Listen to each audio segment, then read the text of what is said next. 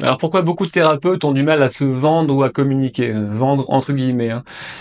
C'est vrai que parfois il y a une fausse croyance qui est de dire quand on est thérapeute, il faut être un peu dans une forme de renoncement, de sacrifice, de pauvreté, voire de misère pour être un bon thérapeute. Comme si être un bon thérapeute, c'était être un peu en galère et souffrir et pas avoir beaucoup de travail, un peu comme les gens qui à l'époque partaient tout seuls dans la montagne, les ermites, les moines, cette forme un peu de renoncement et de pauvreté.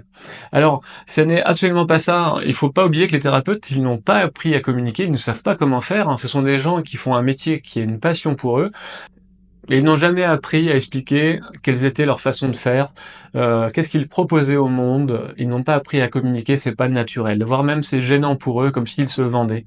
Il faut vraiment reprendre cette place. Quand on est thérapeute, on est aussi chef d'entreprise.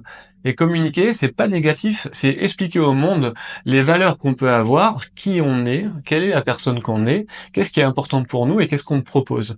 Et ça, on va le montrer avec beaucoup de fierté, de bienveillance et de proposition, comme si on tendait la main aux personnes qui peuvent être intéressées, qui peuvent avoir besoin de nous.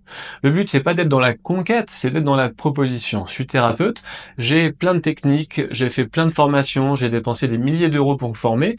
Je suis disponible et compétent pour vous accompagner dans cette demande si vous en avez besoin. C'est ça, communiquer au mieux.